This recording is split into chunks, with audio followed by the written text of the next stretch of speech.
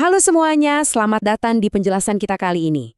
Kita langsung mulai aja ya, karena hari ini kita bakal ngebahas sesuatu yang pastinya dekat banget di hati kita semua, yaitu gimana caranya menjaga kesehatan orang tua, kakek, atau nenek kita di rumah.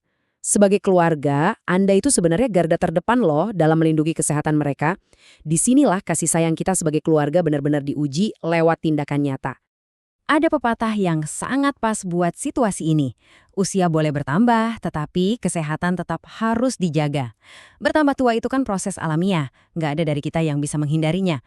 Tapi, tahukah Anda kalau penurunan kesehatan lansia yang drastis itu seringkali bukan gara-gara faktor usia semata?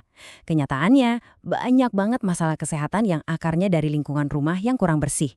Berita baiknya, lingkungan adalah sesuatu yang sepenuhnya ada dalam kendali kita. Nah, pertanyaan besarnya sekarang, gimana sih cara paling efektif buat melindungi lansia di rumah? Karena banyak banget penyakit yang menyerang mereka itu datang langsung dari debu, genangan air, atau tumpukan sampah di sekitar mereka.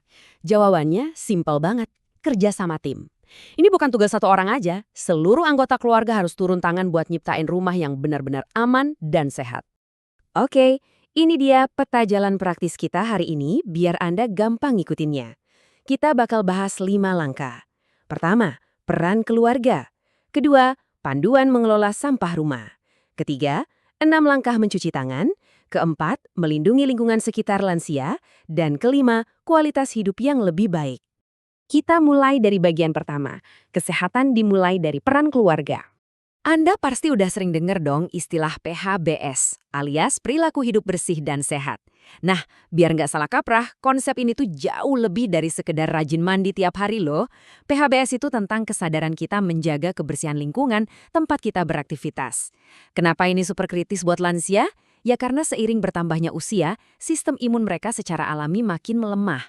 Rumah yang tadinya kita pikir aman-aman aja, bisa mendadak jadi sarang penyakit kalau kebersihannya nggak kita jaga sama-sama. Lanjut ke bagian kedua, panduan mengelola sampah rumah. Di sini ada 4 aturan emas yang wajib banget diterapin. Mari kita bedah satu-satu ya.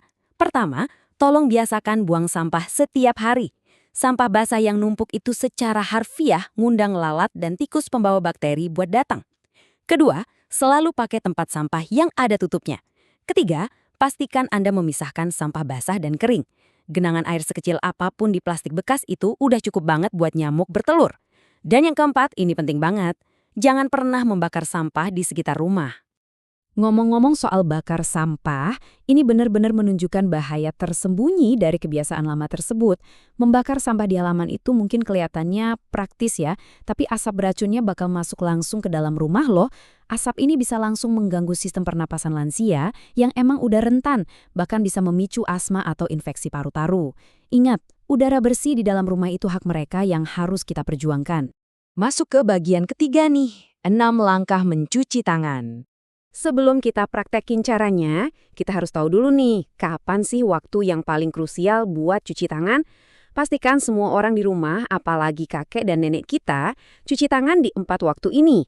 Sebelum makan, sehabis pakai toilet, setelah main sama hewan peliharaan, dan setelah buang sampah. Percaya deh, ini tuh cara paling ampuh buat ngebangun tembok pertahanan yang kuat dari kuman penyakit. Sekarang, yuk kita lihat gimana caranya bikin kebiasaan ini jadi gampang banget diingat. Langkah pertama, gosok sabun di kedua telapak tangan. Kedua, gosok punggung tangan kanan dan kiri gantian ya. Ketiga, bersihin sela-sela jari. Keempat, bersihkan bagian dalam jari dengan posisi tangan saling mengunci. Kelima, putar dan bersihkan kedua ibu jari. Nah, yang keenam, putar ujung-ujung jari di telapak tangan buat bersihin area kuku.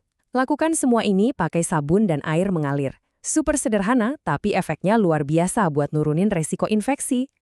Oke, kita geser sedikit ke bagian keempat, melindungi lingkungan sekitar lansia.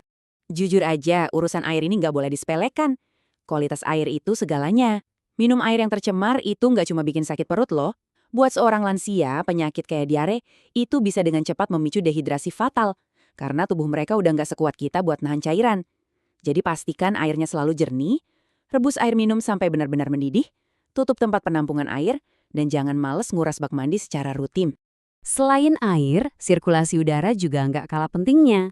Udara pagi yang seger dan sinar matahari yang masuk itu bakal ngurangin kelembapan rumah secara drastis. Rumah yang lembab dan gelap itu ibarat surga buat bakteri pernafasan. Cukup dengan rutin buka jendela tiap pagi, bersih-bersih debu, dan tegas melarang siapapun merokok di dalam rumah, Anda udah bikin ruangan terasa jauh lebih nyaman dan aman buat paru-paru mereka. Poin krusial lainnya adalah mencegah nyamuk datang. Nyamuk itu bawa penyakit mematikan kayak demam berdarah, dan lansia menghadapi resiko komplikasi yang jauh lebih berat. Nah, kadang kita nggak sadar kalau kebiasaan menggantung banyak baju di balik pintu atau di kamar, itu malah jadi sarang nyamuk yang paling nyaman. Jadi, keluarga harus proaktif nih, kuras bak mandi dan rajin-rajin beresin baju yang menumpuk. Dan akhirnya, kita masuk ke bagian kelima, kualitas hidup yang lebih baik. Nah, bagian yang paling menarik dari semua kerja keras kita tadi adalah hasilnya.